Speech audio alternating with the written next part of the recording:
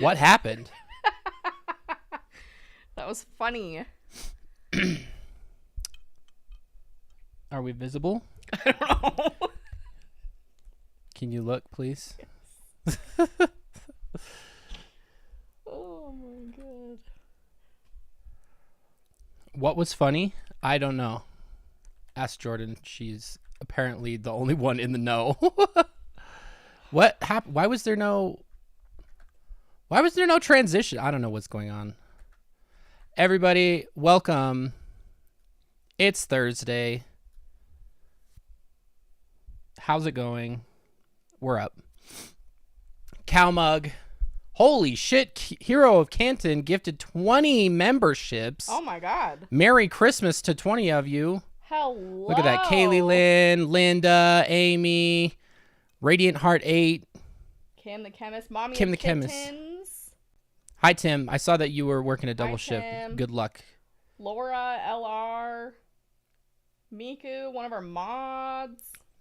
Hell yeah. Wow, look at all you guys. Banana bread at work, bro. Kristen. Hell yeah. Lauren. It could be that It's Oprah tonight. Joe Hill. It Orpa. Is the stream looking like trash right now? Somebody was saying it's looking like trash. Why? I don't know. It could just be them. If it's just you, I'm sorry. It's giving Orpa. Okay.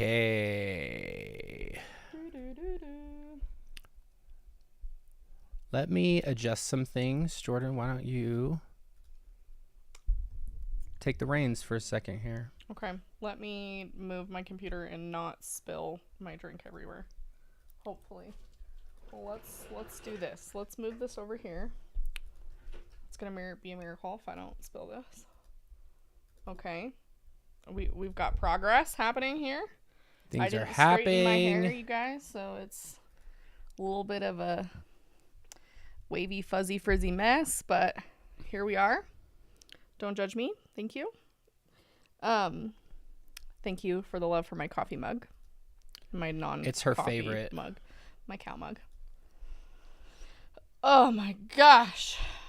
Okay. So, how's everybody? I know we said we were going to stream last week, but it just wasn't in the cards, stars, crystal ball, what have you. 'Cause I'm a mess. Me too. So, that is a bear on my this hat. is a Teddy Fresh beanie. Yep. Yes, my apologies for last week. I had to go to the doctor. I went to... Tabitha said that your natural hair is Gorgina. Oh, thank you.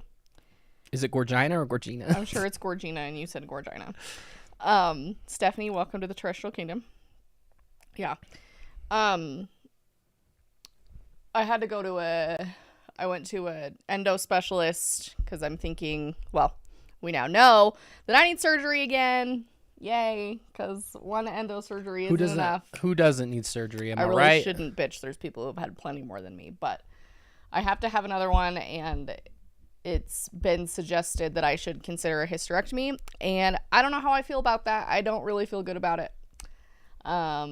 So, and I had a meltdown about it. We're just living in the moment. We're here. That's why I missed, and then I go to the cardiologist tomorrow, probably to be insulted and said that I make everything up. So there's that. Love that for me. Gorgina. Let's go. Okay. Like the J. Okay. Well, there you go. Winning. So that's where I'm at right now. The surgeon that I'm going to be scheduled with for at least one surgery anyway is a specialist, and so I'm grateful that I could at least get on his radar, because good endo doctors are hard to come by. So real talk. Unfortunately, it looks like I won't be having, like I said it. See? Somebody else said, I'm going with the person who confirms my bias. Thank you very much. Anyways. Who was it? I'm going up. Morgan. Thank you, Morgan. Might be okay. So that won't be until early spring. So I've got to get that situated. But either way, I'm having a surgery. It's whether or not it's a hysterectomy is up in the air. And there's just a lot of stuff that comes with having anybody who's had a hysterectomy knows. There's a lot of like health stuff that comes with getting even a partial hysterectomy. It's just, I'm torn. It has nothing to do with kids. McKay and I are resolute on not wanting any more kids, so it has nothing to do with that. It's just the, oh my God, baloney. Yeah. It's just all the other stuff that, like, sometimes it feels like, in my mind, like I'm just exchanging my problems to pick up different problems. And I don't know that I want to do that, but I also don't know how bad the endo is in there. I might not have a choice. It might be hysterectomy or bust. So... yeah. The kid's question is like pretty much at this point, if it was anything at all, Jordan would have to be convincing me, because the other day I about had a mental breakdown because I am just tired of smelling poopy diapers. I'm over it. I'm over it. I don't think once this one is potty trained, I don't think I could ever go back to it ever. So I just don't think McKay and I are the people that are destined to have more than one kid. And fuck, absolutely nobody is destined to have a kid, in my opinion. Economy, you are taking that responsibility, and God bless you for doing it. We have 3. God bless you for doing it. One of their stupid little heads is right here. Nobody's life should feel or should be obliged to feel incomplete if you don't have children or anything like that. Let's get away from that. You do you. Kazoo is the perfect number of kids. Thank you. Yeah, it's you do you, doesn't matter. Like whatever makes the most sense for you. But we're done with kids. I just don't want to exchange one problem for another. But then I've had plenty of people in my DMs on Instagram who have told me like how amazing their hysterectomy was and how it changed their life and all these things. So I'm like really torn because I've heard about really bad experiences and I've also heard about really good experiences, and I just don't know what to do. So there you go. And I don't want to go to the cardiologist because cardiologists are like notoriously assholes, especially in my experience when I worked at the hospital. And so okay. I'm sorry for the nice cardiologist out there, but and Glaucomflecken. He's not a cardiologist. Yes, but he paints them as all bad. He does, which doesn't help. But anyway, it's not great. That's why we didn't stream last week. Because I was having a moment, and look at this. Did McKay get I didn't go through with the vasectomy then, but I am looking. I should probably do that. Well, if I'm getting a hysterectomy, it doesn't matter. It doesn't really, but still, I don't know. If you get a hysterectomy, that will change things. But as it stands right now, Jordan keeps like, oh, if I get a hysterectomy, as if we have even spoken with the surgeon yet. We were just speaking with we spoke with his nurse practitioner. Yeah, the NP. But that's the hard thing about endo, though, and those of you who are familiar will know it. You don't know until you're in. So you kind of have to make decisions on whether or not, like, the degree of what you're comfortable with based on what your surgeon sees when they're in there. And that's a hard thing because most people like to go into surgery with at least some peace of mind about what's going to happen and what that's going to look like. But if you have endo, there's a lot of variables that happen of, like, you know, if somebody has endo mixed up in their bowels and it requires, you know, a butt doctor, then your surgery is kind of screwed and you're going to have another one to have a specialist, you know? So it's like endo is just the worst, and it leaves open so many variables, and I feel like I have options, but I also don't really feel like I do. I feel like I'm being like given 2 horrible circumstances and being told to pick one. How are you sharing videos with me? That's weird. But yeah. So my last surgery was laparoscopic excision in 2019. So I haven't had anything since then, and things are not going well. So I don't know if it's all an endo problem or if it's something else or if it's the heart doctor. But I'd really, really love to just go to the cardiologist tomorrow and for him to tell me that everything is fine and then I never have to see him again. That's my hope. You hope that with the OB too, but unfortunately that's not how that works. That's not how that works. I know that. I can at least hope with the cardiologist. True. Can bologna be a service animal? I think you have to have a baseline IQ. Also, he does not meet. I saw a tired med student. Him. We have a tired med student in here who has, who I think affirmed my comments about cardiologists. So it's not just me. Butt doctor, yes. I know there's an actual word for them, but I do not know what it is. It's proctologist. Yes, sure. I hope that's right. I'm a proctologist and I drive a brown probe. That's the joke, remember? So yeah, that's your update on why we didn't stream last week. I think that about brings us up to speed. Bring it up to speed. Tommy. See, I am validated in my cardiologist opinion. Way to generalize, everybody. Shut up. Baloney here. I think we said that he had something going on in his ear. So my zit patch keeps falling off my face. I'm getting stress zits. yeah. He had a lesion in his ear. So Only doctor to make me cry is a cardiologist. Case in point. Are you also a woman or femme presenting? Because that'll do it too. that'll do it. Well, I'm going there, so I'll tell him to eat me from the back if he's gonna be a dickhead. It's also horrifying that I have to take my husband to my doctor's appointments with the hope that maybe they'll take me a little bit more seriously with my women's troubles. Seriously. Healthcare in this country is such trash. Like, for how much we pay and how little it extends our lives, it's just so goofy. I can't believe that we are considered a developed country. So stupid. Yeah. Oh yeah. So Baloney had a little lesion. It was a little bit infected. We took him to the vet. He's taking antibiotics now, so he's feeling a little bit better. It's getting better, actually. It is I'm getting seeing better. it. Yeah. So I'm glad. I'm glad that's happening. Yeah, I'm gonna place bets for the cardiologist appointment tomorrow. I'm gonna say that the first thing that he's gonna say to me is that I need to lose weight, Probably. and the second thing That's will be literally all these doctors care about. and the second thing will be he doesn't want to see me again until I get my endo shit sorted out. That's my guess. That would be some stupidity. Can you make a choice? You know, I just realized I haven't fed these cats yet. You haven't fed them yet? Yeah, how are they? They're not even whining about it? They're not even yelling. Tom usually yells. Like, he started yelling at me at 4:30. And he knows that he does not get a single nibble of food until Kazoo goes to bed. So, but he hasn't. They're probably conserving energy because they were lounging around on the couches all day. They live a hard life. Getting all cozy.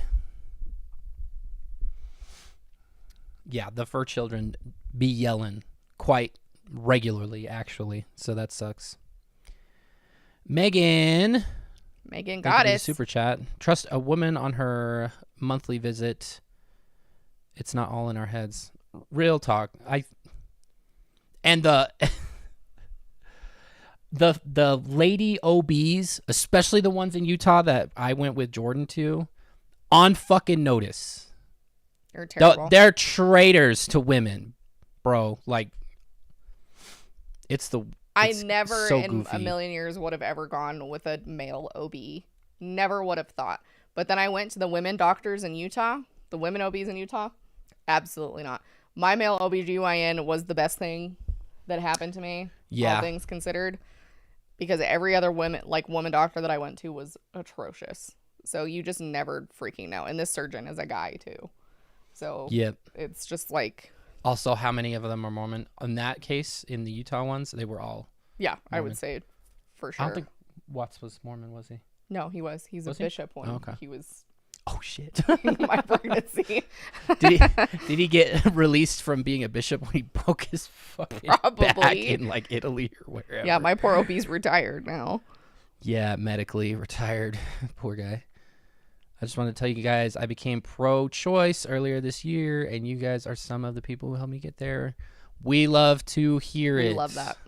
Obviously, we understand that everybody is probably at a place in their journey that just because they hold one view, they don't necessarily continue with that until the end. And like major props for choosing, like learning new information and seeking out new things and then changing your mind. Yeah. We love that. So we love it. Someone said, I like my eye doctor, Rebecca B. That's like, I don't hear shit Okay, about Monica. bad eye doctors. If my eye doctor was Richard, I would like him too. But I've never heard a bad thing about an eye doctor, I don't think. Like my eye doctors have always just been like, yeah, I see like him. most people don't even use the real term, like optometrist. We just call ophthalmologist. ophthalmologist. Is that Yeah, also I think ophthalmology so. and I don't know. optometry? I guess one is optometry is probably glasses. Yes. Do- Sure. Is that what? Sound no, off because Glaucon in the chat. Flecken does eye surgery, and he's an ophthalmologist. And he's an ophthalmologist. Yes. I said optometrist. Oh. Because as in optics. I don't know. I don't know about any of these shits. I see a family medicine PCP. The only I also specialist like I've ever gone to is a podiatrist for my for your ingress. my fuck ass nails. That's funny. The Orem ER wouldn't call on the ophthalmologist when her retina completely detached. What? What the hell? I have heard the ophthalmologists who are on calls for ERs are like notorious about not wanting to go in though. That I learned from Glaucon Flecken. Oh my god. Oh no, my computer just died. Jordan and charging her computer, it's going to be the end of her. I'm going to take it away and she's going to be forced to use the desktop for forever. Ow, baloney. What's even funnier, it's right here. I didn't even need to get up to get it. Oh yeah. Okay. Look at all we're learning today. Rip my computer. Doctor for those carpet ripper. That's the worst thing I've ever heard. Oh, Noah, I'm hoping. Oh no. Oh no. Okay, don't worry, it's turning back on. I've got baloney right here, but you guys can't see him. Where were we? Well, I there's went to a show last night. Oh yeah. You I didn't get your did teeth not knocked out. get any teeth knocked out this time. So I also did not mosh. I was with my elbows on the stage, but you know, it is what it is. I went to see, since Kazoo has been born, I think last year was the first time I went to see a show after. I'm not moshing. I got a fucking tooth knocked out last time, remember? I've been to Not allowed. 4 shows since COVID. 3 of them I have been to go see Full of Hell.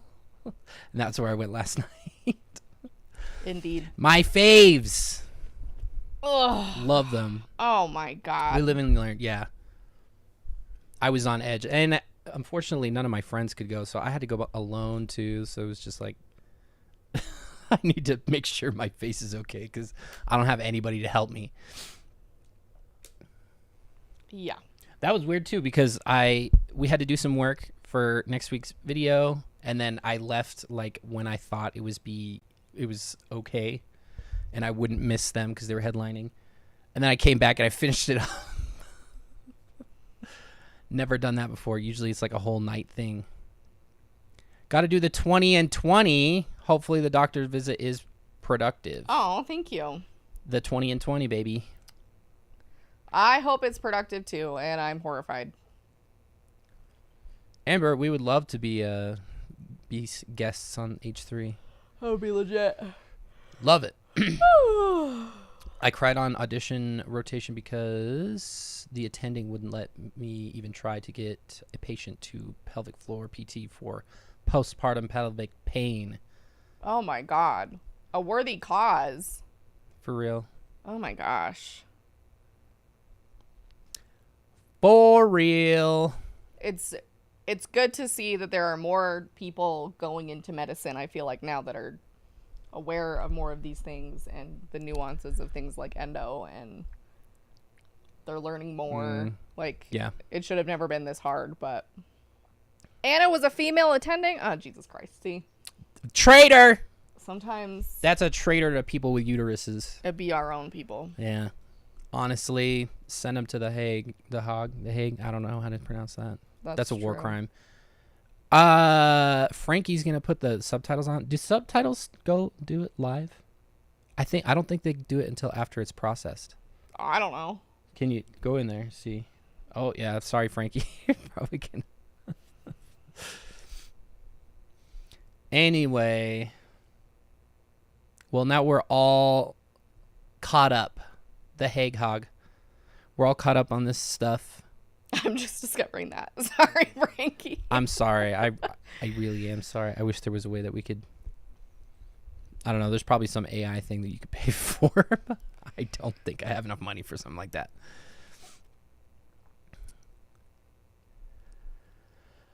Oh. Anyway, I'm tired. Jordan, are you in your PowerPoint era? I am in my PowerPoint era. Let's go. We've held off long enough. I know. On Visions of Glory, and I know you guys are just keeping it dying going to read more.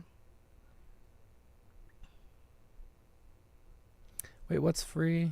I think she said it was in Chrome, I thought.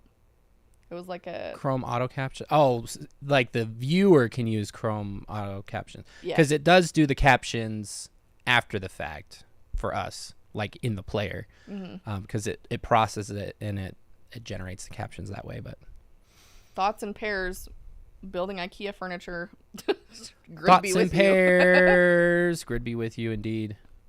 Okay, let's bring this shit up. Visions of Glory. You're on the actual.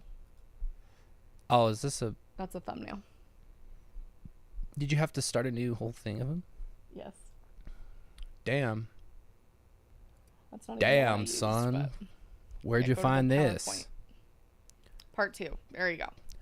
Part 2. We are in the zone. Hell yeah. This one was... Nicole Kovacs gifted 5 memberships. Thank you. Nicole. All you new members. Check these out. Yeah, we're going to have actually a new... Ooh, Tired Med Student. Tired Med Student. Merry Christmas.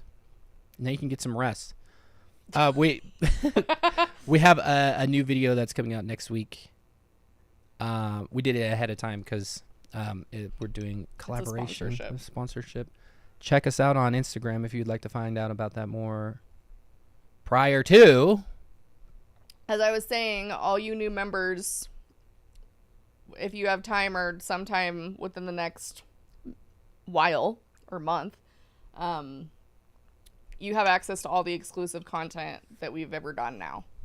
So like all the behind the scenes stuff that we've ever created.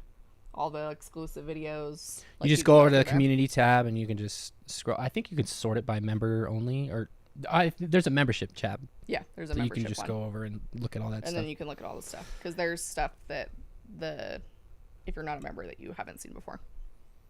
Yeah. Cool. PowerPoint time. Can I have some of that? No. Please. This is Jordan is drinking chocolate milk from Reed's Dairy in Idaho Falls, Idaho, that my mom brought to us. If anybody knows Reed's, you already know.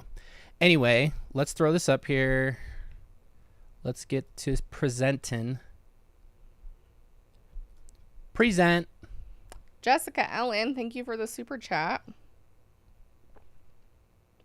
Hillary Pearl, welcome to the Terrestrial Kingdom. Chocolate moo juice. Okay. So, is there anything that you want to add before? So, Jordan put most of the PowerPoint together last time. Jordan put this together, to be clear. I just pulled a lot of quotes and stuff, and did the reading and stuff. So last if it time I did the sucks, quotes, it's this my time fault. I'm sorry. It's your quotes. Yeah. If it's uninteresting, lo siento mucho.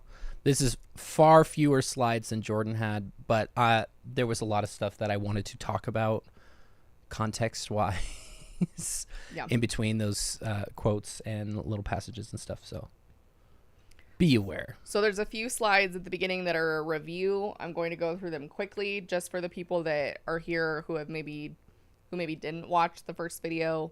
If you didn't watch the first video, probably go back, but I'll review some of the reasons of why we're here, basically. Why are we here? What is our purpose in life? Where do we go after we die? These are questions that can be answered by the gospel of Jesus Christ. So as a review, why we're talking about this book, why it's important. Over 100,000 copies sold. I call it Mormon crack. The Mormons that are into it hard. This is a polarizing book with very intense opinions on both sides. And so you're either going to encounter... Mormon crack, you should have called it Mormon opioids. That is kind of insensitive, but it is kind of more accurate. So that's why we're talking about it, because it's very popular, it's mainstream, and it has sold a lot of copies and continues to sell a lot of copies. And it is common amongst members. Is this required reading by Mormons? No, absolutely not. But not by any means. The scary thing is at about the halfway point of this book, the author starts speaking futuristically about things that are going to happen. And then Mormons have gone and interpreted those events as literal things that might actually happen, which is frightening when we get to that point, because you guys will not be able to, you won't be okay. Also, I'm loving these suggestions. Mormon rabies, Mormon morphine. Mormon morphine. I love the one. alliterative. Shout out to Claire Marie Owens for your first donation on any live stream. Yeah. We're honored we could be the first. The more horrifying thing is this book has been latched onto by the Mormon prepper community. So remember the people who are not just people who have food storage, but the people who have like decades worth of food storage, believe the earth is going to end tomorrow, kidnap their non-custodial children and fly them to Alaska to live in the middle of nowhere and prepare for the second coming that recently happened, which is a good example of a prepper issue. Related to Julie Rowe. Is she reading this, right? Who?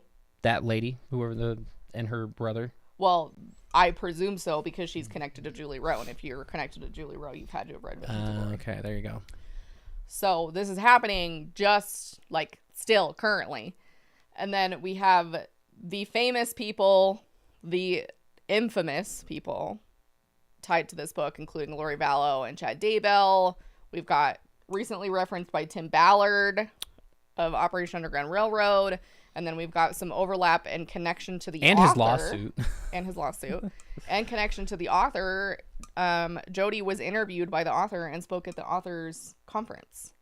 So there is connection to both Ruby and Jodi in this as well. And then we've got lots of problematic topics. We're going to touch on racism today, because you can't have Mormonism without racism. Yeah, baby. And then blood atonement. And that's, awful. So there you go. That's the reason why we're talking about it. And then let's review the players involved so you don't forget who we're talking about. The players. So I wanted to bring this up again because it can get confusing. We have the author, who's John Pontius, who wrote the book. Then we've got Tom Harrison, who is Spencer in the book under his fake name. And he's the one who has the visions. So his assumed name. So Tom is the one that has the visions, that comes up with all this crap. It's this guy.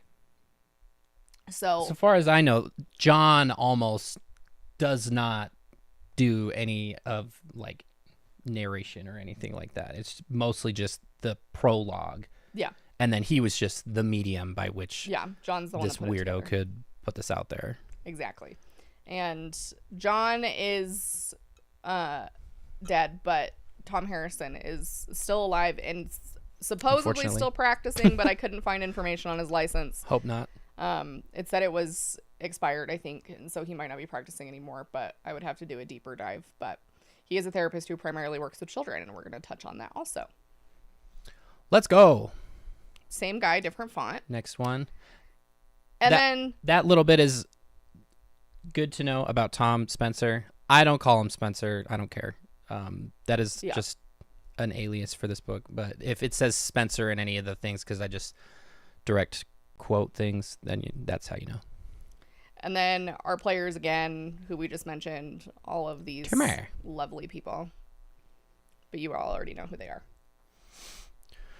Oh, review of last chapter. I didn't add it, so we're going to talk about it. Oh, shit. Okay. So some things to remember from last time, some of the big things that we touched on. Tom has his... Discount John Cena. Will you put us full screen? Yeah, I'll put us full screen. Hold on. So Tom goes into his near-death experiences, right? He starts talking about things. He starts talking about how he he was able to see him being born because he almost died. And conceived. And then he talked about being able to witness his own conception and all of those things and the compassion that it created for his mother and all the trauma that's laced in with all of those things. And then his second death-ish experience where he reacts negatively, supposedly to contrast dye, and dies and starts meandering about the hospital. Learning about everybody's affairs. Learning about everybody's business. He has the secret power of being able to be aware of... What do you call that? Affairs. Opulence? I don't even know. Opulence, I think. And so that, and then he also made everyone aware that all objects I need to turn these mics up? Hold on. What? That's the second time I've seen it. Oh, our mics are quiet? Let me go in here and boost it a little bit because it's at the top of... I think we're also kind of talking kind of quiet, so... I'm quiet? If it gets really loud all of a sudden, I'm sorry. You have to blame these people who are saying it's quiet. Okay, I boosted it just a little. Okay. And then things are sentient. So tables, objects. Yeah, they have spirits. Couches. And then he can communicate with rocks. Rocks are his preference, right? He enjoys communicating with rocks more than he enjoys communicating with humans because they're ancient and intelligent. Like Ross Geller. Shout out. And I'm trying to think if there was anything else. Everything, non-sentient things can be used for good or for evil, and the ones that are used for quote-unquote evil are tainted and wish to be, renewed or restored or whatever, because they've been used in a sinful manner. So that's kind of a very, very, very dumbed down version of what we talked about last time. There we go. All right. There's our review. Let's get into it. This is kind of like the end of the chapter that we're going to finish out and then plunge into a new section. Toilet paper. I guess. The spirit is willing, but the flesh is spongy and bruised. Shout out to all the people who get that. I don't think Jordan's allowed to. Futurama. Thank you. Okay. That was my first guess. So anyway, after he gets back into his own body, if you'll recall, he was essentially called back or forced back into his body when it was his body was good enough to get jump started or whatever.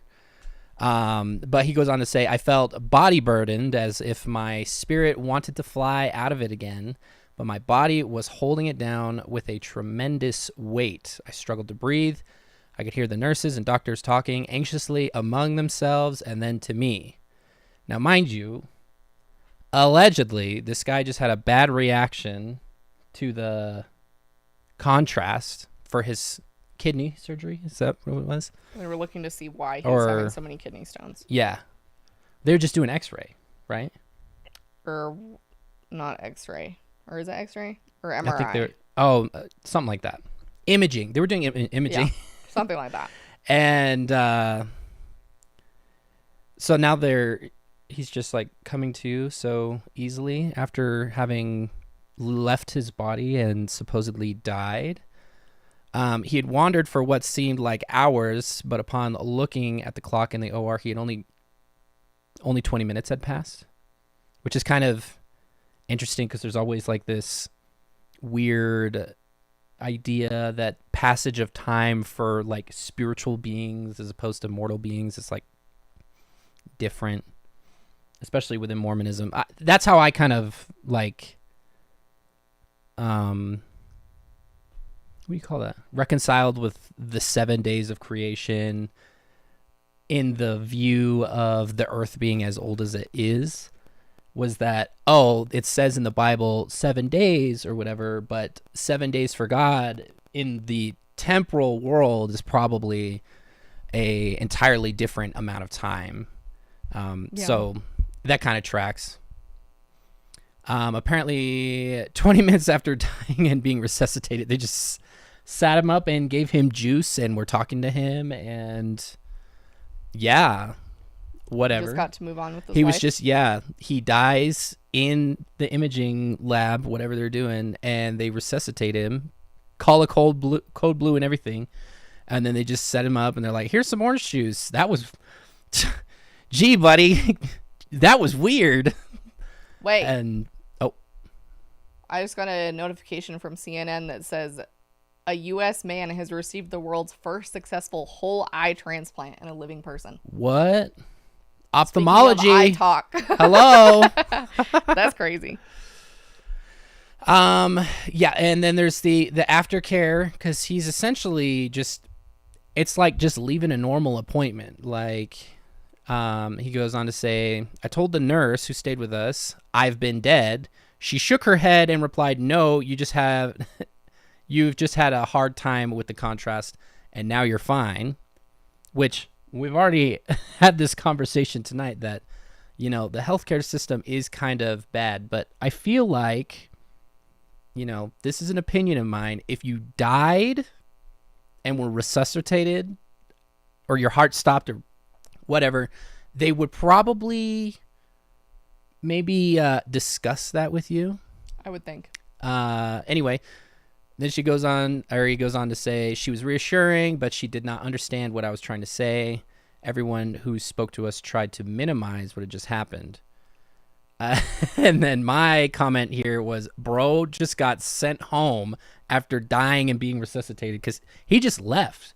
They didn't want to like put him in a bed and a nurse just said, as a nurse, when you flatline, they don't set you up and give you juice. You were sent to the hospital and kept overnight. I was going to say, it's a little odd that he's like, and this was, like, timeline-wise, he did not put a date in this, but I think when he's talking about we'll talk about this later, in 1995, he has a second experience, and then I think he was saying 12 years before that.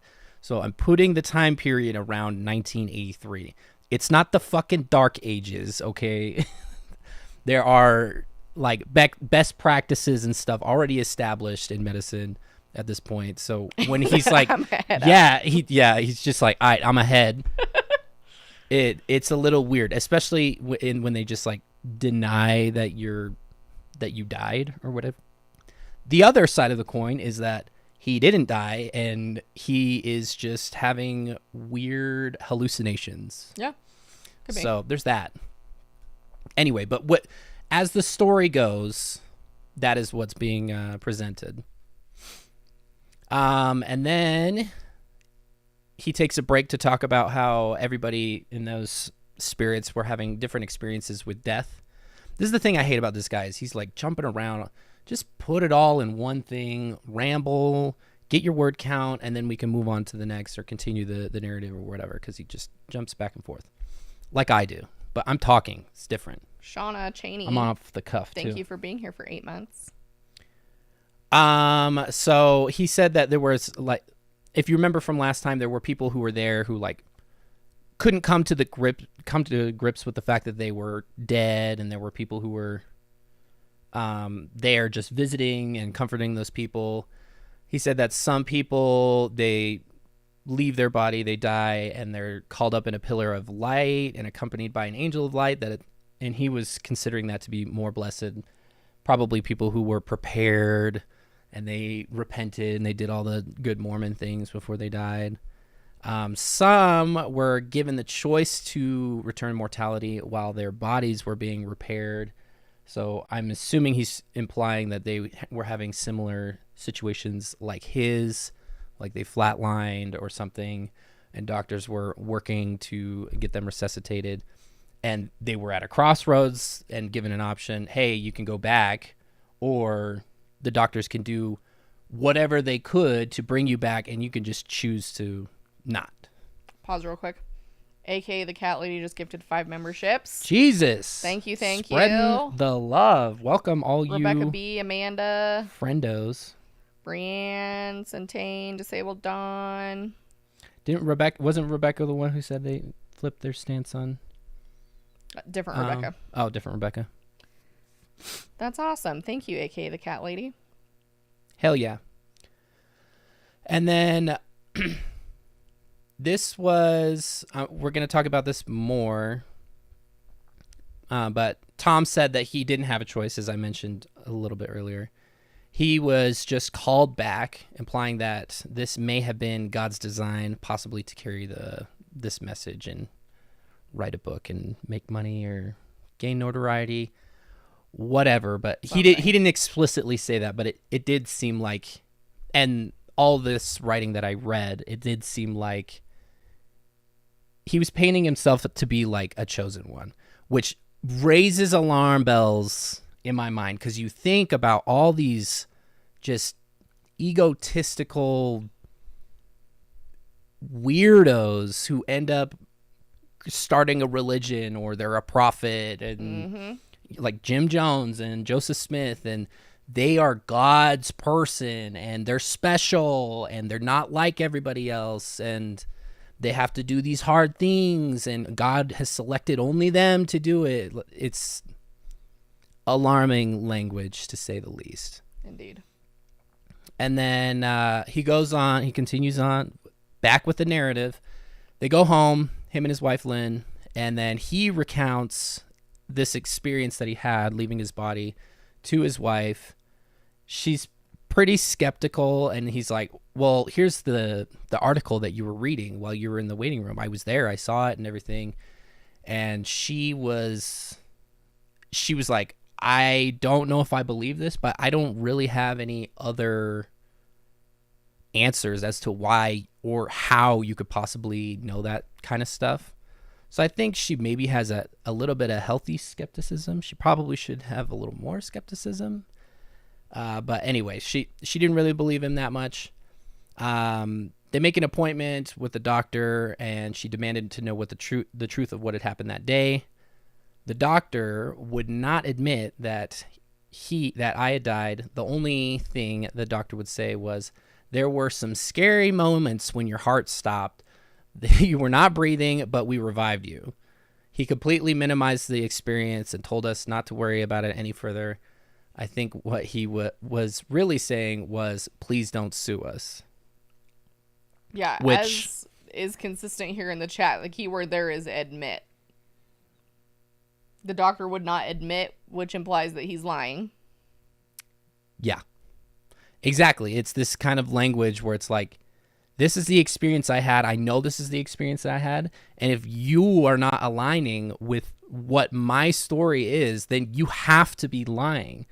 When the simpler explanation is that probably didn't happen. Mm-hmm. And the doctor this is just like that situation with Ruby, where she goes to the principal or the administration at the school. She's complaining that kids are dancing to Low by Flo Rida, featuring T-Pain, God forbid. And she's like, oh my God, they were the one young person. She was just, you could see it on her face how pained she was. Like, oh yeah, I remember Ruby that. has this whole story built up in her head that is more than likely just the farthest thing away from the truth. Oh my God, more gifted membership. Jesus. Oh, sweetie, no. Oh, sweetie, no. Don't. Oh, sweetie, no. Thank Don't. you. Lorraine, Miss Feisty. Tim got a membership. Well deserved. Tim. Lorinda. We love it. Nettie. Amazing. Occam's razor be damned. Exactly. It's like that's the problem with being in a high demand religion like this, because you can't be stopped by Occam's razor. It doesn't number on your reasoning in a lot of situations. It just, yeah. Anyway, we'll move on with it. Sorry, I'm looking at chat to see what you guys are doing. Look at this. This is beautiful. Look at all these green names and stars. I know. Gosh, there's so many members in chat now. We love you, all members, and we also love those who aren't members. If you're here, we love you, period. We love you, period. Period. Fun fact, I grew up as Jehovah's Witness until I was 9. Rebecca, cult cousins, let's go. Only cult cousins with you if you're ex-Scientology. We ride with you, but it's just not as similar. Oh, who was it? Shit. Oh, I think it was Rick and Morty, where they call the Scientologists space Mormons. Hi, Frankie. I thought that was hilarious. That is funny. Welcome back, Frankie. Sorry you had to miss out. You can rewind it after we're done. Do you want to read? My mouth's dry. Sure. So life needs rearranging for the Lord. So he previously had aspirations of being a tenured professor, retiring at 50, writing books, getting rich and famous, or gone at that point, because clearly he has a higher calling now. Yeah. It wasn't enough to just serve in the church and work his way up through the priesthood. He needed to shift from egocentric to Christ-centric. I guess becoming an apostle truly is egocentric. I would agree with that. Yeah, right. Oh, you if you working your way up through the priesthood and you end up as apostle, you're doing that for yourself, which arguably, in my opinion, that's exactly why you do it, because there are so many benefits to being an apostle. But anyway. This was the plan he had been taught all along, but never truly dedicated himself to it. So he was talking about, in this part, how like his mission president had talked about it, and his apostle and prophet friends were kind of like the same thing. And I feel like a lot of people they always talk about that kind of shit at church, but like who's really doing it? Yeah. In a lot of cases, especially when you're like giving up career aspirations and things of that nature, it's almost universally not the case. Definitely.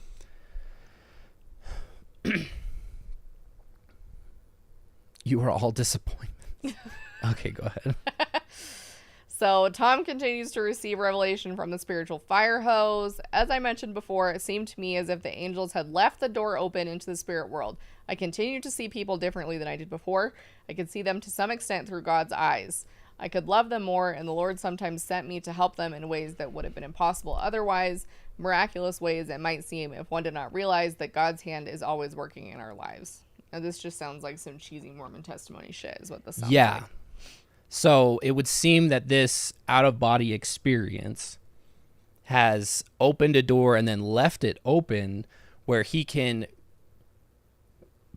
just intuit these things about other people against their will and know about their stories and things of that nature. So, but you got to have permission to walk through people. That's very important.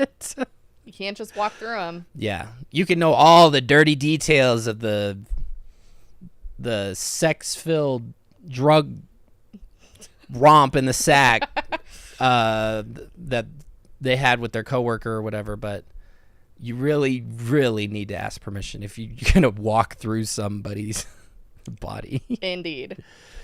Spiritual fire hose, I'm going to have to order more Mexican.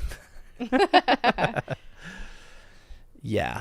Sex-filled drug couch. Hell yeah. Where do I buy that?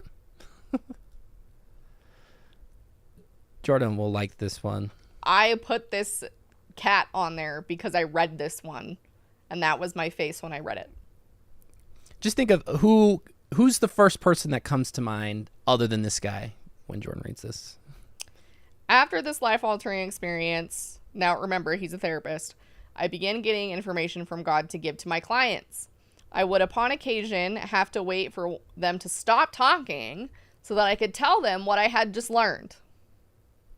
I'm sorry, that's not therapy. That's not how that works. Because if you're just waiting for your client to stop talking, then you're not actually listening. And if you have an agenda, then you're probably also not doing what you're supposed to be doing because you're not listening to your client. Yeah. Okay, he goes so on he's to just say, they're just gabbing, and he's like, I know exactly what their problem is. I'm not listening to this. That's not their problem. I know it. Jodi 2.0. Bingo. Over time, as I became more sensitive to spiritual things and more obedient in my response to them, my discernment improved. My insight into their lives improved. I sometimes saw in visions the things that had happened to these clients, and my compassion and understanding was great for them. I couldn't help but be sympathetic. Immediately no. Immediately no. Immediately no. These are hallucinations at best.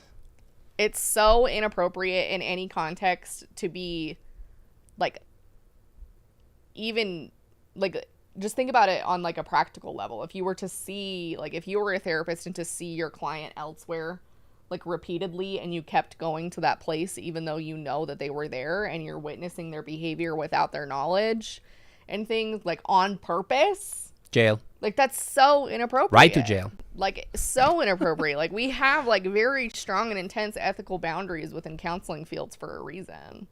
And this is not actual therapy. This is somebody with their own agenda that they're going to be projecting onto the client. And this dude just wrote it with his whole chest. Yeah. Like, yes, I am not doing therapy. I am just sharing my religious delusions with them.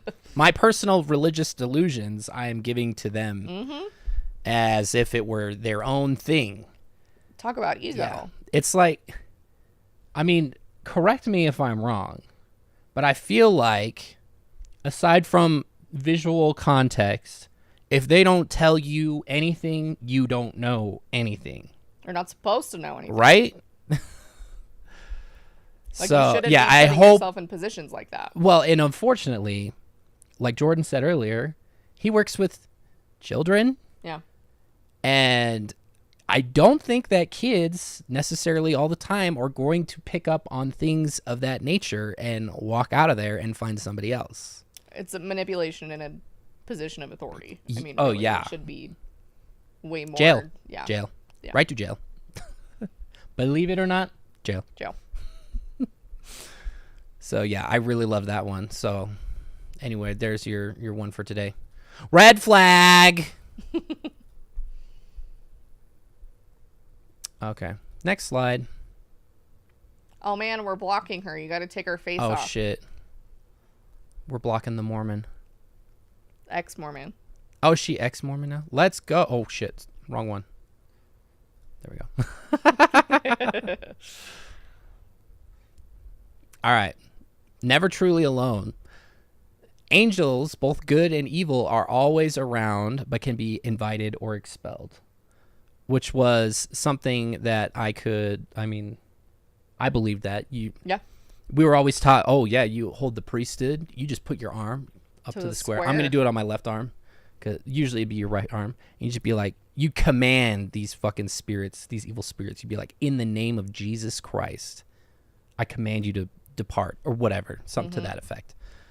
So really yeah, that was kind of the idea surrounding like media that you consume or whatever. Like, I'm sure my family probably believes that I am summoning evil spirits whenever I am listening to Full of Hell or whatever. Yeah. And it is what it is. But and then on the other side of the coin, you summon the good spirits. Your little thing is hanging off. It is. Yeah. It's falling off. Just take it off. I don't Put a want new to. one on. That All means right, I have to whatever. go upstairs. To I answer meant the afterward. question, yes. Oh, Cute Jordan's little watching. meme girl, Chloe, She used to be Mormon. Yeah. used to be Mormon. I know for a fact. Oh, they were that her so family they is not love anymore. that. Yeah. The Mormons love that. They're like, oh my God, we have a meme and she's Mormon. Do Mormons swear? No. You're not supposed to, but I did a lot. Most of them don't. Yeah, that would invite evil spirits. Mm-hmm. But like I was saying, on the flip side, you would invite good spirits and unseen angels, things of that nature, by reading your scriptures or listening to uplifting music or whatever. That would invite the spirit, so to speak. And he goes on to say, I used to feel negative feelings or emotions and feel overpowered by them.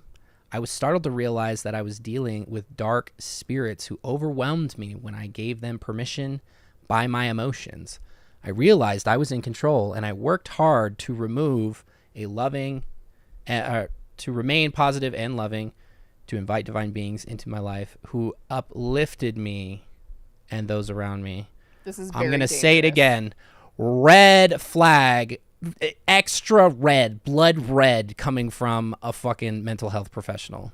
This is very scary, dangerous to put out the knowledge evil that rhetoric, like negative feelings and emotions, or like, you know, just feeling sad or feeling depressed comes from dark spirits, or like being acted upon versus just like being a normal human being with a range of emotions. That's a really dangerous thing, because then we go down the path of like, I mean, you want to talk about like delusions of grandeur and paranoia and those kinds of things. Like if I feel like I'm not depressed, I'm possessed by dark spirits, then that's a real easy path to start to feel crazy. So this is very, very dangerous for anyone to say, let alone a mental health professional. I mean, this is like to tell someone that you don't have like depression or sad emotions, you're possessed by, and I know he didn't say that, but overpowered by dark spirits. Like in my mind, that means your license is done. Yeah. And probably not likely that it would be something that they would do. But if the world, according to me, license would be gone at that point. You cannot manipulate people in such a way to think that they are being possessed by demons or spirits because they're having sad emotions, and that if they would just not be possessed, then you just need to pray harder. I really, really hate the idea that, I mean, even when you look at it through a secular lens, that there are good emotions and there are bad emotions. Like, there are bad actions acting on emotions, but the emotion itself isn't, there's no arbitrary assignment to good or bad on those things. They are just emotions. They're part of the human experience, and to assign those things to evil powers beyond those that we can see is just so damaging, especially bringing it back around. This guy's a kid's therapist, and to teach kids that these things are not good. You shouldn't feel those sad emotions. Those are bad emotions. You shouldn't feel angry. Those are bad emotions. You have to put those aside. You're setting them up to be those shiny, happy people, and to push down those emotions that they feel, and to neglect the feelings that they have and things like that. I mean, it is a recipe for disaster. It's no good. Indeed. Shall we continue? Yes. Yeah, also, it's kind of like lightly demonizing people who like take medicine to help with their depression or what have you. Like, oh, wow, you can't just call on Jesus to help you not be depressed. What are you, some kind of loser? You have to take these chemicals. That would probably not good. Anyway, I had to include this. Plot hole alert. He goes on to say, I also realize that our agency is always honored so much that even though there are good angels around us, we still have to invite their intervention. Now, I don't know if he was meaning our agency is always honored, period, but I thought you said you had no choice in returning to your body. It doesn't sound like your agency was honored in that situation, my guy. But either way, like, there are people who are out there praying that they don't have to be depressed anymore. And guess what it does? Fuck all in a lot of cases. And I'm not saying that it's not going to help you or whatever. A lot of times it does help you. But there are people out there who can't just say a prayer and not be depressed anymore. It can help, but it's not going to cure you. Indeed. So, yeah, anyway, nice little plot hole. Jordan with the fire relative memes here. She added all these. You want this one? Yeah. So, more toxic theology that's very rooted in Mormonism. There are no oops moments when dealing with God or his messengers. Prayers are never not answered correctly due to an error on the other side. Everything happens precisely as God directs. Which is a little frightening when you think about it. Yeah. This is the shit, like, when I was deconstructing not only Mormonism, but, you know, just my belief in deity or whatever. It was just irreconcilable with me, especially in this context. I was like, this is a silver bullet for the God that Mormons believe in. Like, you cannot look at this and think, yeah, God loves all of his kids and he doesn't make any sort of mistakes when it comes to answering prayers. Like, this kind of suffering in the world that happens, it's not being changed or whatever. So obviously God is letting the suffering happen. He's letting people abuse kids or letting people go hungry or whatever despite their prayers. Like, that's the answer to their prayer. That's how it is answered, is the bad thing still happens. Mm-hmm. That's no loving parent I've ever heard of in my life. At least it's not who I am, and I would consider myself to be a loving parent. So, irreconcilable in this kind of context, especially with Mormonism. More so in this one also. Oh, yeah. Do you want to read this one? Yeah. My mouth is so dry. I'm sorry. At this time, I was home teaching a single sister with 3 children. The sister had brain cancer, and I wanted to cure her. This is him talking? Yes. This is first person. I don't remember this. I wanted to call upon the priesthood to heal her. She asked me to give her a blessing, but when I put my hands on her head, I was shown in vision that she would not live out the year. I didn't want to say so I gave her a blessing of comfort, but it was not the blessing I wanted to give her, nor was it the blessing Heavenly Father had shown me he had in store for her. She turned to me after the blessing with tears running down her face and asked, "Why didn't you tell me what you saw? Why didn't you give me the blessing you saw?" I asked her what she meant. She said, "I saw the same vision that you saw. I'm not going to live much longer than a year." I told her I was afraid to say it, afraid that I would discourage you or frighten your children. She replied, "Since it is God's will, it will help me accept it. It is what I needed to see, and even though you don't say it out loud, I saw it with you, and I know it is true. Thank you for this blessing." She lived about 11 more months and then succumbed, leaving her 3 young children in the hands of family members. A couple things here, right? The way he was like, I want to cure her brain cancer, so he called upon the priesthood like he's some fucking Jedi or something. I would say most Mormon sorcerer men don't believe that it works that way. Yeah, absolutely not. They should not. Gives me more indication for what I've always thought with this guy, which is he is more fringe Mormonism than anything. Yeah. Because the belief that a priesthood blessing could cure cancer is not something that most Mormons walk around believing, or we would be giving priesthood blessings left and freaking right. Yeah. I'd never seen it work as often for me to have that kind of conviction. Yeah. So it's just astounding to me.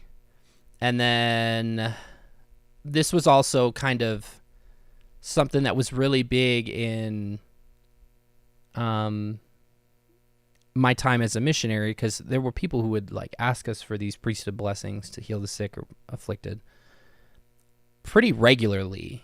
And I remember there was a talk from David Bednar, Susan Bednar's husband, whatever the fuck his name is, where he was talking about how there's the faith to be healed, but you also, on the other side of the same coin, you have to have the faith to not be healed because it's not God's will. So it's kind of crazy that he was like, yeah, I'm going to cure her with the priesthood. But he got humbled like that and just like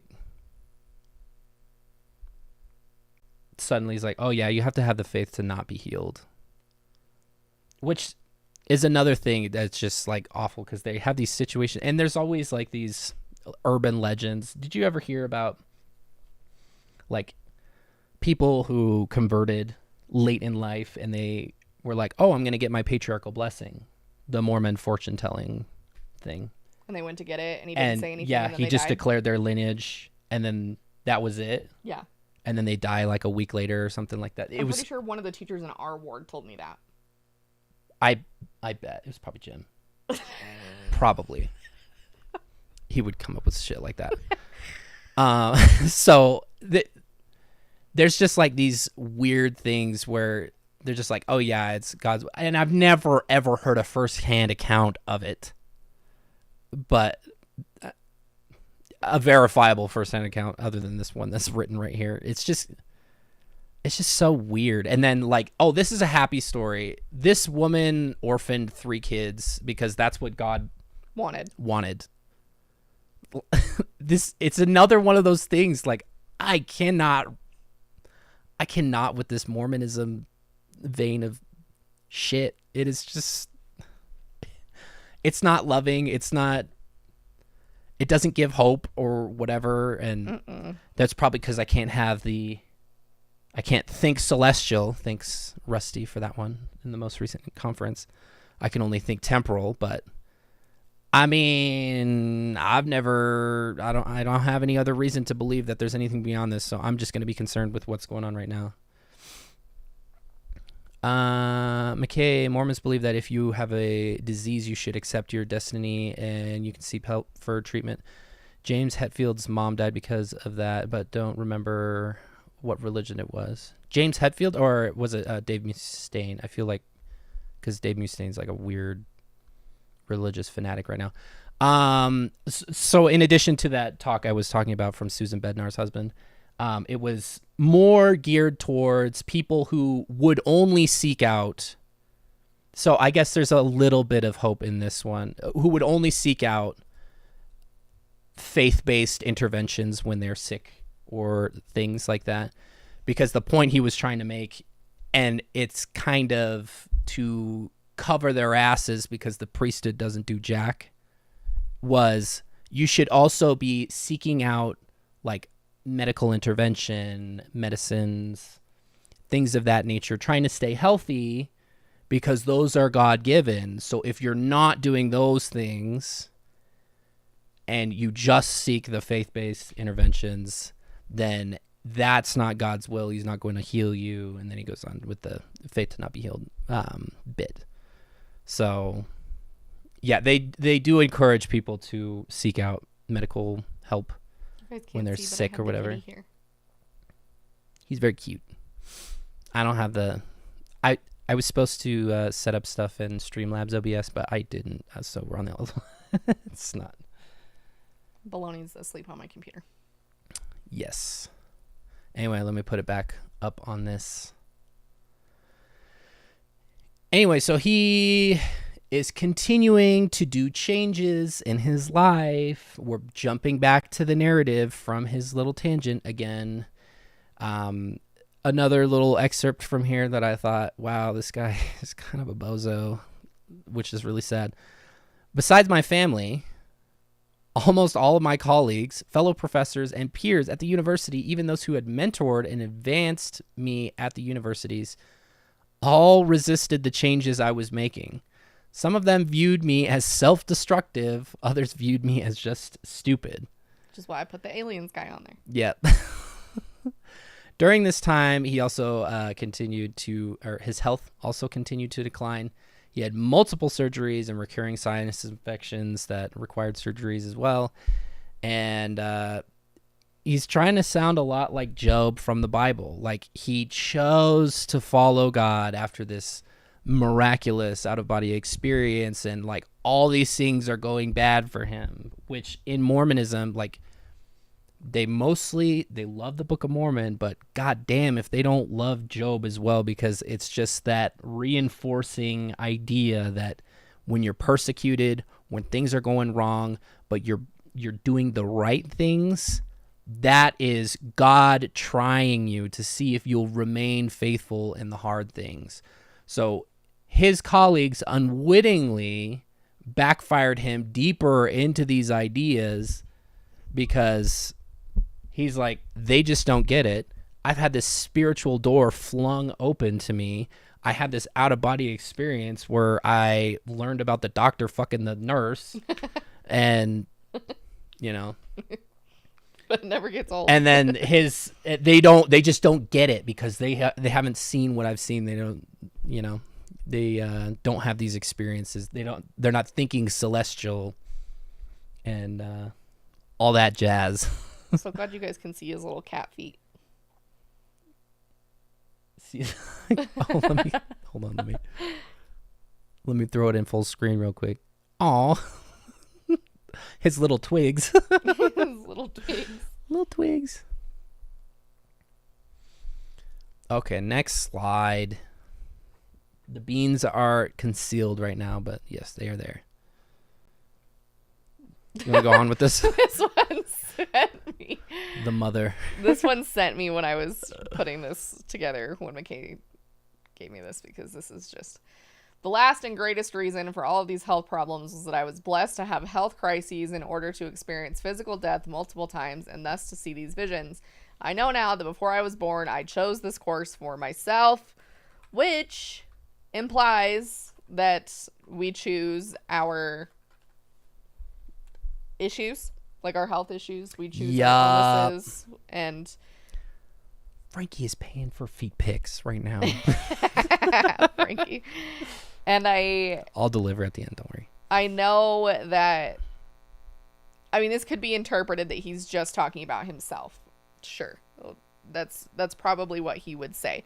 But this is very much... That's how he would cover his ass. That's how he would cover his ass. This is very much suffering porn. Mormons are all about suffering porn. Like, the worse your life is, the better a Mormon you are. So, like, the more miserable you are, like, if, you know, there are Mormons who believe if they're not currently, like, experiencing a trial, then, like, they're not in favor with God. So, it's like... My mom was very much like that. And so it's almost sometimes people like bring things on themselves or take too much on, or in order to be able to say things like that, you know, and so this is just gross. And this is rooted Mormonism, really. Yeah. Like there's a lot of, we've talked before about what Mormons believe kind of about like pre-existence and foreordination, people who are disabled, and things like that. So this is very much in line with Mormonism. This isn't a his opinion type of thing. Is this what Tom Cruise believes? I don't know if there's anything in Scientology that really is similar to this. I'm not really sure. Tom Cruise left Scientology. Is that true? Can somebody fact check that for me? I'd be shocked. If he did, that would be great. Also, if he did, I don't think we would hear about it. That would be like their greatest loss. Oh, for sure. Yeah, I will not see. I don't know. I feel unless like they do what they did to, what's her face before they let Tom leave. Tom is so no hate to Leah. I think she's fucking amazing, but Tom Cruise is like astronomically larger than Leah is. Oh, for sure. But I'm saying they would, if he wanted to leave, they would Shelly him. Oh, they would Shelly him. Yeah, he would be chained to the bottom of the ocean. But for that reason, I don't watch Tom Cruise movies, bro. You will never see me. You will never see me meet writing Tom Cruise ever, because damn, Tom Cruise travels with a faith healer or did till he got injured on the Mission Impossible set. Oh yeah, he took a pretty hard hit on that. I googled Leah Remini says no, that he didn't leave. Okay. That would make sense. I feel like, I don't know. They would be. I know that they are insane, and they would do everything in their power to make sure that nobody heard about it. Okay, keep going. Oh yeah, this is kind of in the same vein as last year we watched and reviewed Saturday's two Warrior. versions of Saturday's Warrior, where the idea is that you would choose your parents, which is Horrible. awful, especially when you have Horrible parents. parents like Jordan was born to, a mom at least. So anyway, yeah. Yucky. You're going to have to move us so you can see the person. Orpa. Orpa. Whoops. Doing the wrong thing. Here you go. It's about to get, we're about to shift into maximum overdrive. Yeah. Okay, so like I said, in 1995, I don't know why he chose to name a date on this one. Maybe he did in the first one, but he very specifically said March of 1995. I don't know if that's going to come up later, but I'm just the messenger in this situation. So they take a trip to Tahiti. Him, his wife, no kids, but there are other extended family members, specifically named, I think, her parents, and then at least one sister and a brother-in-law, and then them. So possibly 6 or more.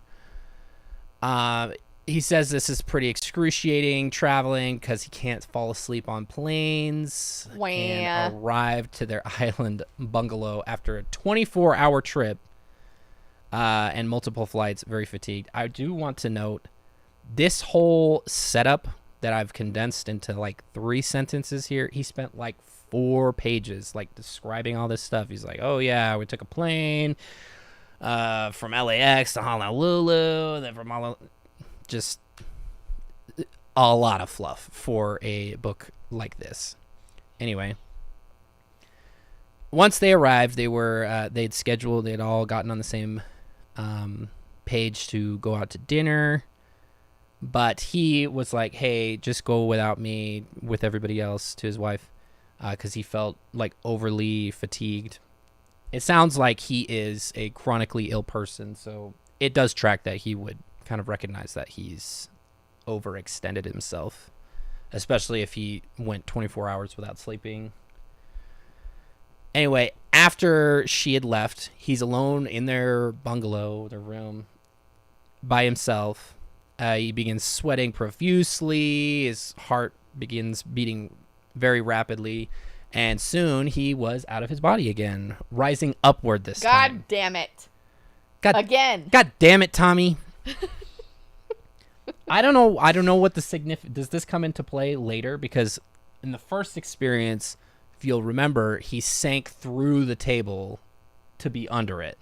And this time, he is very specific in saying that he rose upward out of his body and ended up by the ceiling fan.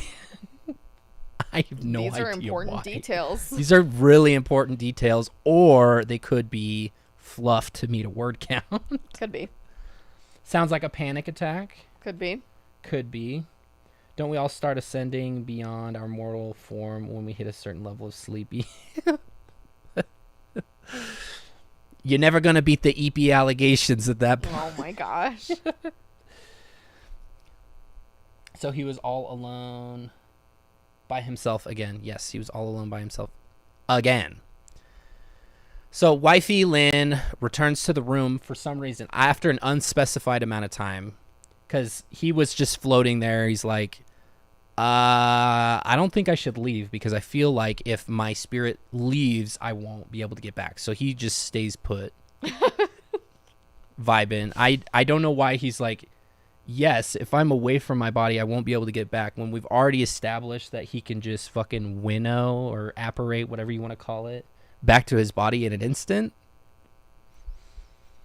I don't know. Could be sleep paralysis hallucinations. Yeah. Ollie oxen free. Good point. Could be. Who knows? Or if he truly was having an episode, you know. Crazy things can happen when the brain starts to panic. Anyway, so he clings on enough. When his wife comes in, he is able to like shove himself back into his body and cling on to like talk to her. It sounds like the conversation was kind of casual from how he was painting it. And then he's like, yeah, I'm sick, and also possibly dying because I'm having another out-of-body experience here. So they call on his father-in-law and brother-in-law, who are priesthood holders, to get a blessing. He says, they gave me a priesthood blessing. I tried to stay in my body as long enough to receive the blessing, but was having trouble doing so. It felt like I was floating away. So he's now not able to have the agency to stay in his body, but he's not going to die. That's important, apparently, to the plot. So they're kind of figuring out what to do. They gave him the priesthood blessing, so they're like, oh, we got to do the other God-given stuff. So there was in a hospital. This is on like a more remote island in Tahiti where it's like a resort island. So there was just a small clinic with an occasional doctor, is what he said, and just nurses otherwise. And they decided that he would be better off staying than going across the island to the clinic. My man is having a cardiac episode. And they're like, yeah. But this isn't even where, like, I can see where you would be, like, I don't know, if you're in the wilderness or whatever. This is where it gets better. They fucking leave him! Move our faces. They just, deuce. They like, oh, okay, we gave you a blessing. Oh, yeah, you're too bad a shape to take you to the clinic. Guess we'll get back to our dinner. So he goes on and says, after the blessing, they gave me some aspirin, and I decided I would just stay in bed and try to recover. Hope for the best. Fingers crossed, right? I told them I was going to sleep and assured everyone that I would be okay, though I strongly suspected that I was going to leave my body again. They were comforted and returned to the restaurant to finish their dinner. I lay in bed praying, pleading with the Father that if he needed me to leave mortality, to please let me wait until I got back into the United States where I could do this without ruining these people's vacation. Yeah, because it was somebody's life, vacation, you know. Yeah. All right, guys, you go off and enjoy your oysters or whatever the fuck you're going to enjoy. I'm just going to be over here experiencing out of body. How about that? Aurora N says, sounds to me like wifey was just tired of his nonsense at that point. Yeah, she was like, yeah. Tom, all these boys' troubles, I'm just fucking over with, dog. You just need to sort yourself out, buddy. So then after they left, he wasn't able to hang on anymore and left his body again. So, yeah, just to reiterate the feeling there. Yeah. Anyway, let's move along. Will you take this one? Yeah. So he was left alone and unable to leave. Needed some Pedialyte. Get this man some liquid IV. I again pleaded with Father to please send a righteous spirit to be with me so that I would not be dead, lost, and alone in this foreign land. A voice came into my spirit as if it entered into my bosom, saying that I needed to go through this darkness to understand that which would be forthcoming in my life. It meant that I needed to understand suffering by viewing evil at its darkest. I was naive at this time in my life. I wanted to believe in the inherent goodness of people. I was shortly going to see in a vision a people whose only purpose in living was to Oh, wait, hold on. That comes later. What? This got out of order. Oh, they did? Maybe it did. Oh, no, you're good. You're good. I think. They preferred evil and debauchery over everything else. Yeah. Mormons and the word bosom, y'all don't even know. He felt the voice in his titties. Yeah, I hate that word. They say it all the time. We are at a point in English evolution. We don't need to say that anymore. It's just, it sounds weird. This is a grumpy cat. Grumpy cat. Rest in peace, Grumpy cat. Rip, grumpy cat. Bosom equals uniboob. Hannah. Yeah. He was his bosom heaving at the time? bosom buddies. All right. This part, I was just like, what? He said, while I was floating near the ceiling, my wife and one of her sisters came into the room. They returning from dinner. They're finally like, oh, Jesus Christ. Hopefully he's better now. I don't think I can handle this. They thought I was sleeping, so they came in and checked on me, touching my shoulder. Then they quietly left the room. They looked at one another and agreed that I was sleeping. They left me and sat on the front porch of our bungalow. Supposedly, he puts this in there that the sister-in-law is an RN. Immediately get this woman in a jail cell because what the fuck? Bro had a cardiac episode. Unexplained. He said, I left my body, implying that he died. And they're just like, here's an aspirin. We're going to go finish dinner. And then when they come back, doesn't even, like, bother.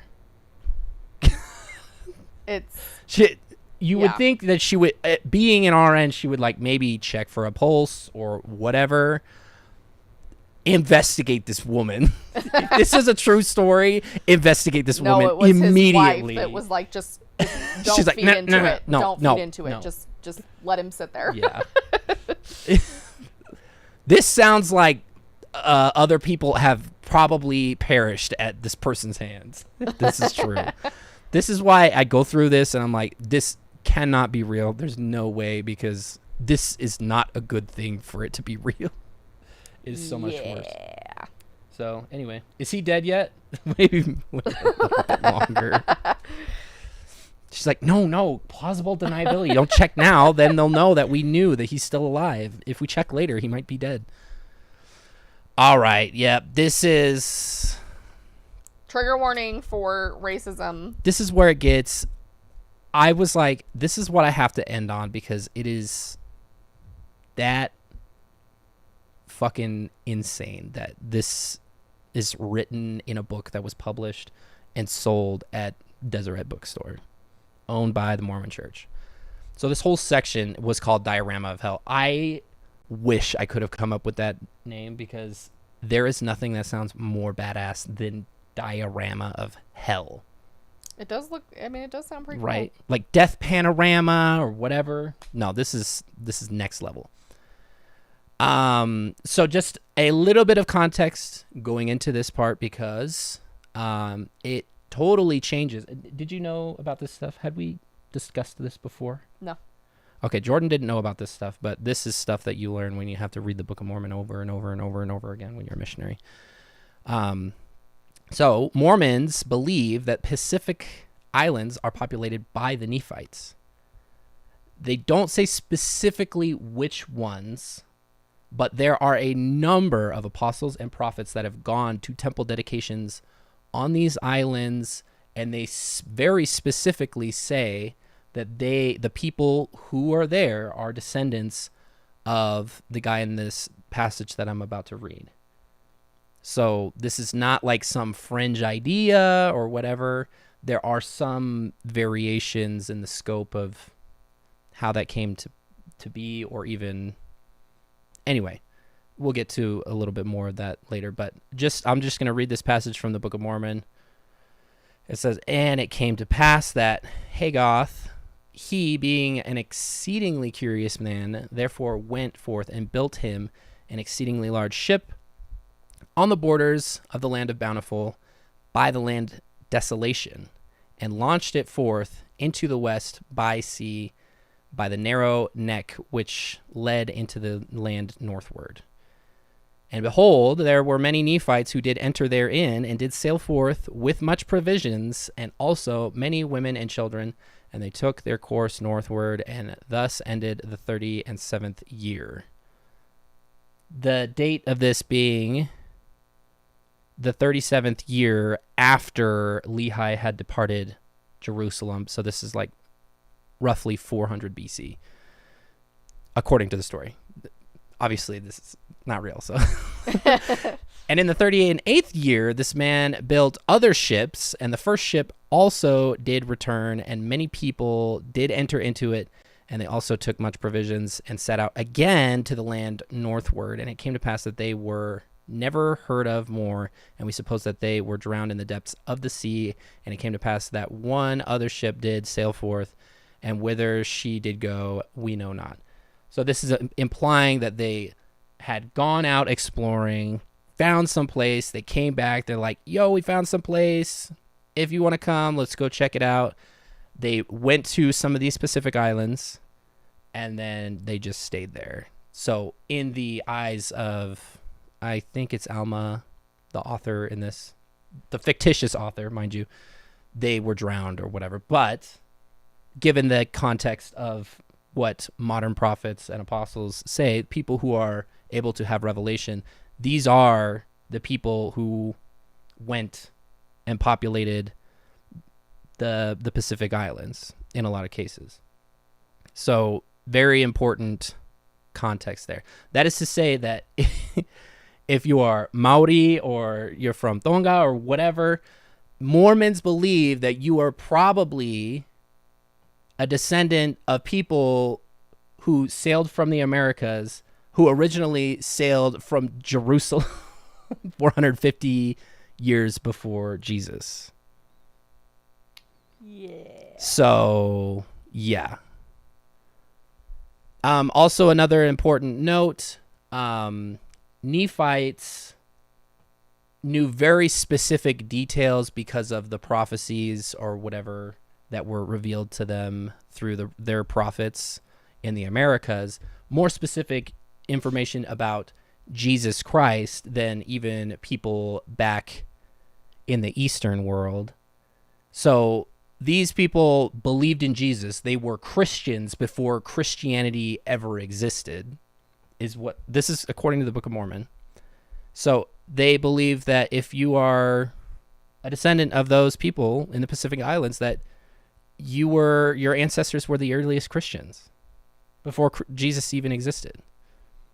So yeah, any of your histories or stories that have been passed down, they're all lies because they just gave up Christianity or whatever. Anyway, let's get into this. A vile vision.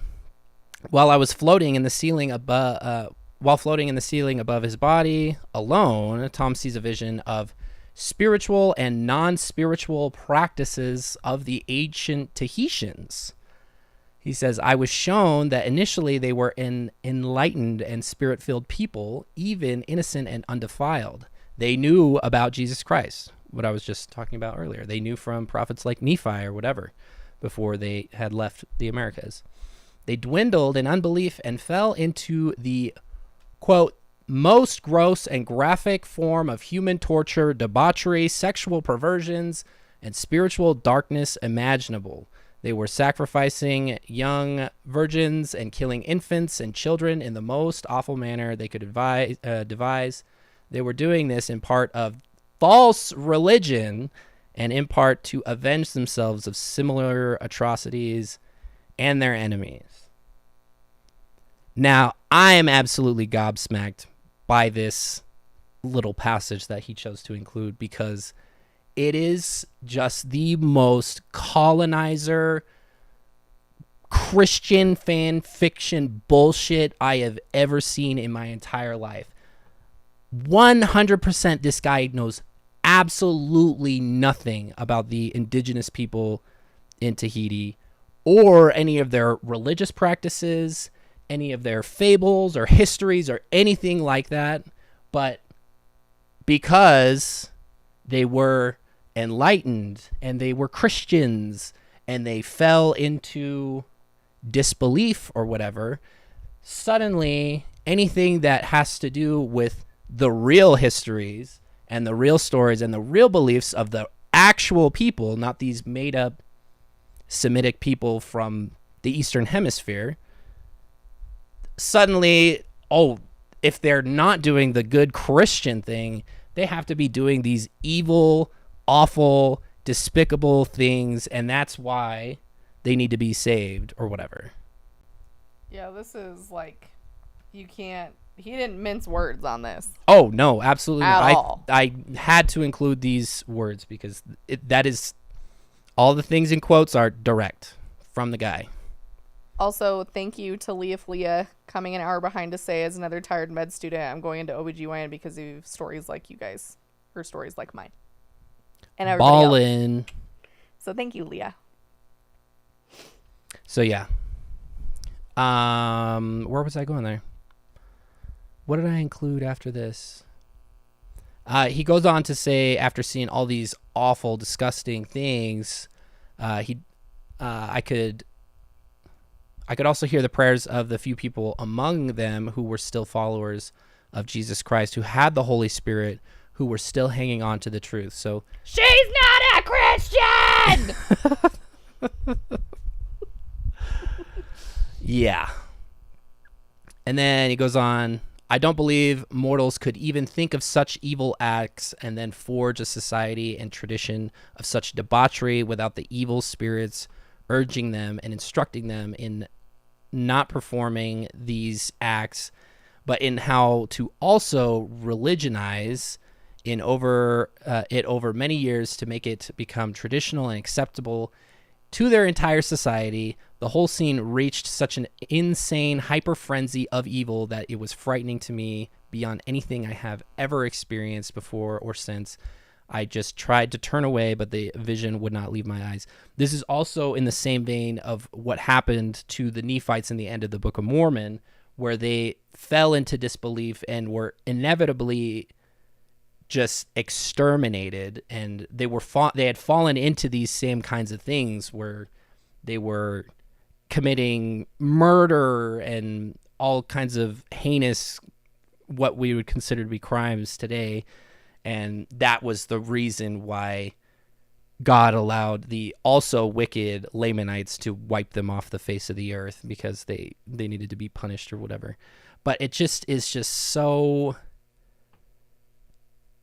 And this is the kind of way that people use modern day religion to point the finger at more other, what would be considered primitive religions, primarily Eastern beliefs and faiths and indigenous faiths, and say, this is savagery, this is disgusting, this is their religion, is bloodthirst and violence and sexual deviance and what have you.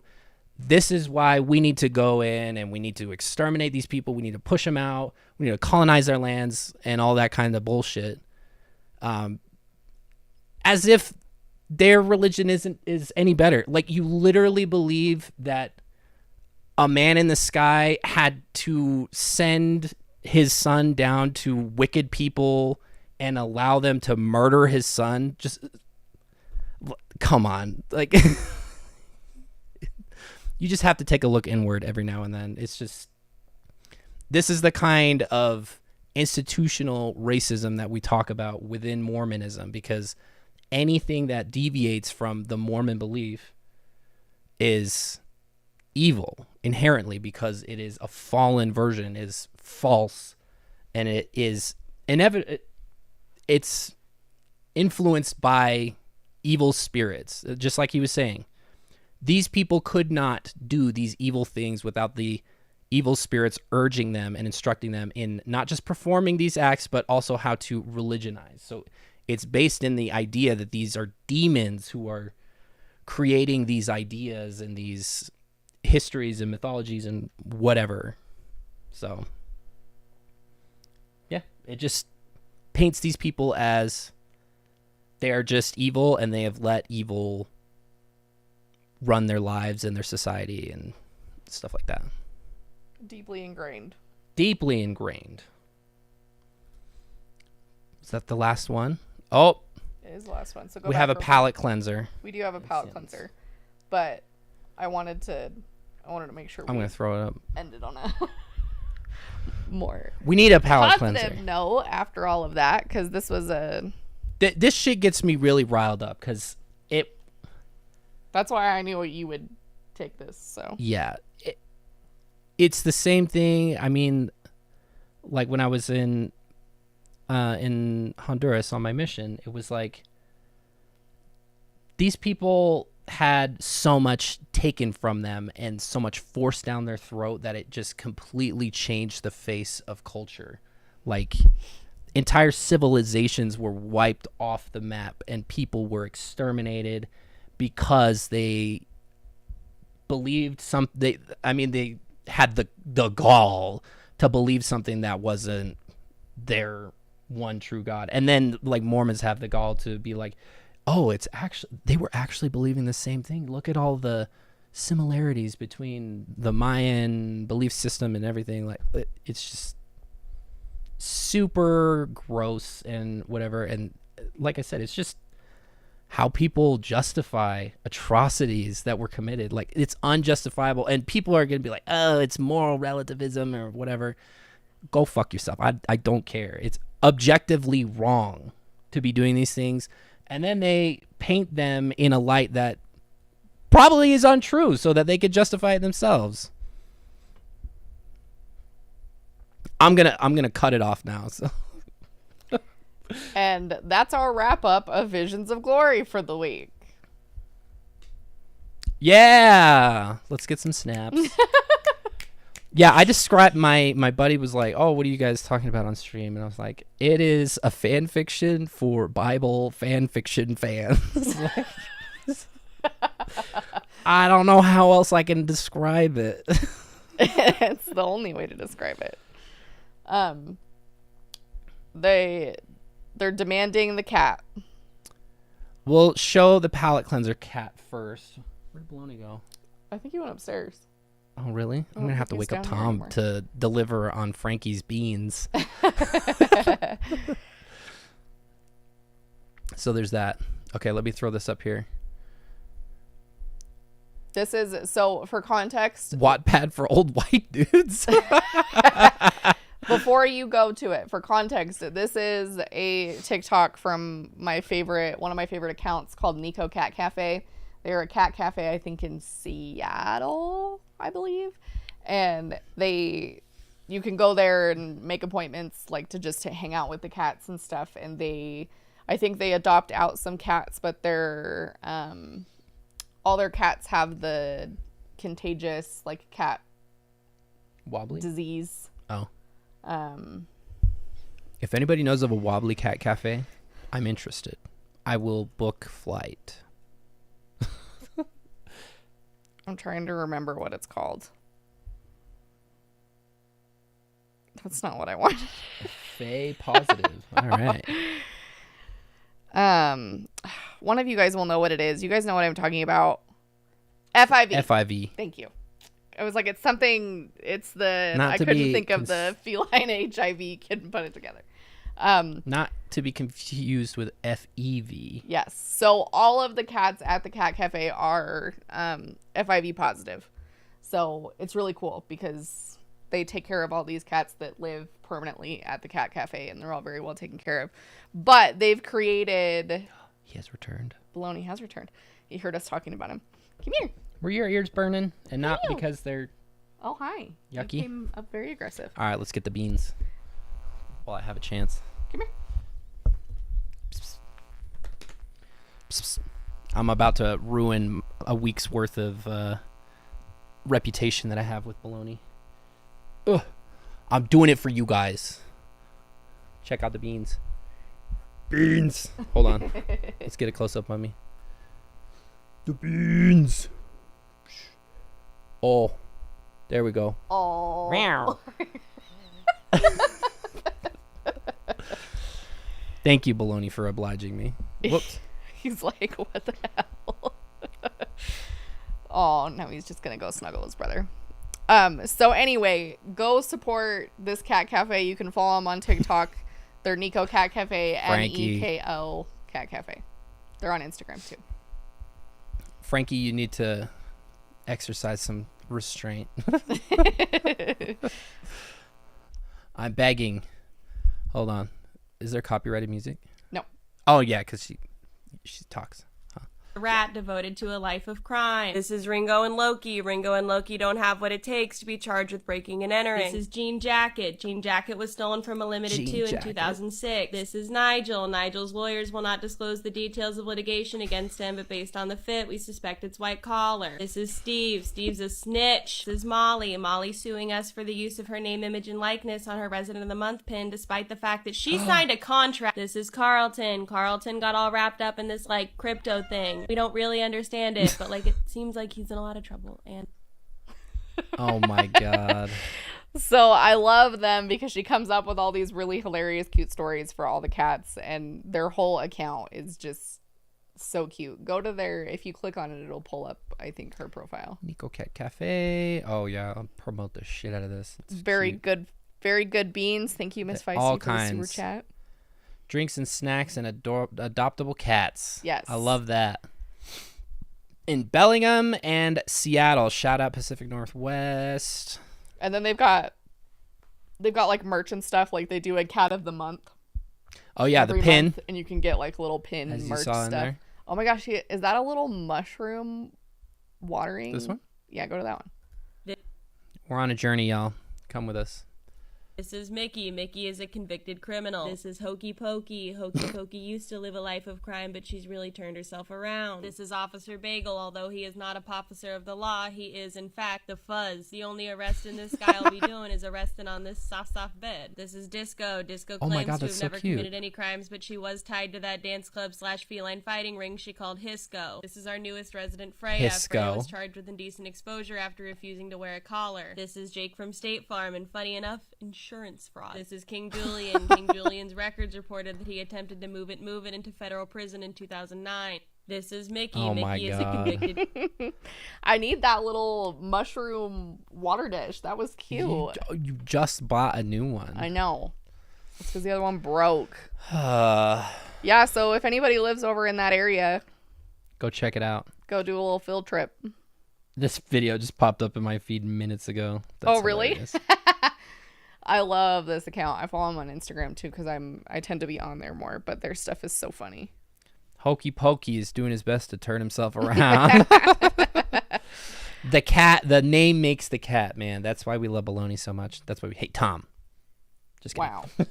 It's not Tom. It's Thomas Montgomery. Thomas Montgomery. I could be wrong, but as far as I know, cats that are like FIV positive, like their stuff is managed with medication. I thought they just can't be around cats who don't have it. Was my thought. I know literally nothing about cats, so I seem to remember that. it's a good thing Jordan does. So we'll see if that's actually correct. But Cat Mom says I'm correct. So there you go. Okay, no kicking now. Oh, we're fighting. I They've think baloney's just like, let me love you. they've been play fighting a lot lately. And Some lounging complications about. as they age. Okay, there you go.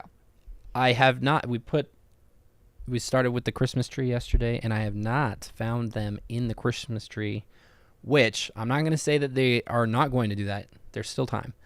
But last year, I don't even think the bitch was even all the way up before they were already climbing in it. So It's true. there is an improvement, There and I is. applaud them for that. Our tree's also much fuller this year, so I think it would be a lot harder for them to get in it. That could be. Maybe that's just me. But if Could you don't be. follow us on Instagram, go follow us on Instagram because I posted a video of how our tree is coming along. Is that what you're doing while I was gone? Getting dinner? Yeah. So I'm trying to think if there's anything else. Keyword is set. Yes, we used citrus last year. And we will be using it Yeah. again if they decide to be a little... Yeah. My mom also got some, like, I don't know. They're supposed to be limes, but they smell kind of lemony. I don't know. Oh, you know what sounds so good right now? I'm going to I'll put it in some vodka and extract it. What? Limeade. It does sound good. I don't have limes. That can be remedied. You're going to go to the store? Thanks, Jordan. Love ya.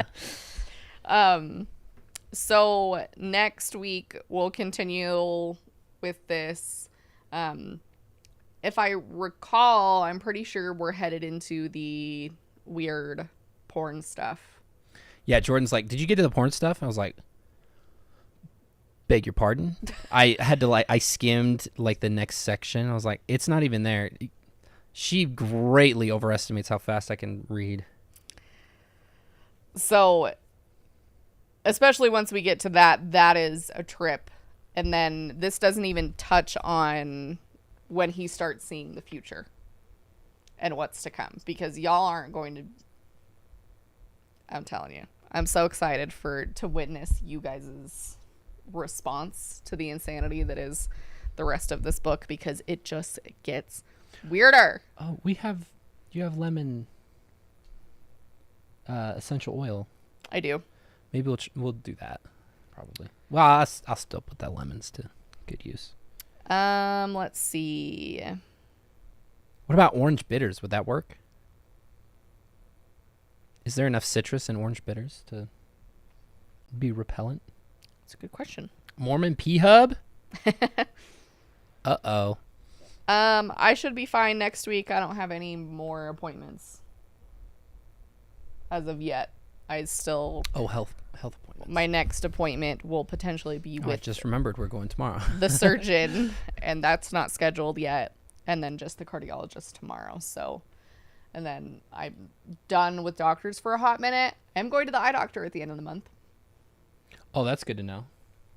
Are you going to get the right prescription of lenses? Yes, because I'm worried that that's part of my headaches, but they've been getting better. So. Oh, that's true. Because sometimes that does happen to me when my prescription changes. I start to get headaches. So yeah. I'm turning the tree into a cocktail. Don't tempt me. So thank you all for being here. If you're not subscribed, make sure that you do. We're on the path to 100,000 subscribers, which is very exciting. We're still on the path. We're on the path. We've passed 80 now, which is kind of crazy. Stray from the path, we do not. And then make sure, like, if you become a member, you get all that fun exclusive content and stuff. Yeah, I'll be uploading next Friday's video. I'll be uploading shortly, probably tomorrow. I'll just because all those new members or whatever, you guys will be able to see it early, and there is a sponsored thing in it, so I have to cut that out, and then I will upload it for you guys. Because remember, if we know ads are annoying, and so you can watch our stuff ad free if you become a member, or join the Patreon. But we have to have some income from this in order for it to be sustainable to spend this much time on it during our week. So if we would if we were just the richest people alive, I wouldn't give a shit about whether or not we made money off of this, but our time is limited. But welcome to all of our new members, and thank you to all the people who donated those memberships to those people so they can enjoy the awesomeness as well. Indeed. We love you guys all. If you have Iron Flame, read it before I do, because I haven't yet. Jordan has, and she won't leave me alone. Anyway, we love you. The cats love you. Thank you for being here, for supporting us, all the members, for making this happen. We love each and every one of you so very much. Good night. Oh, excuse me. Grid night to you all. Grid night. And to all a grid night. Bye.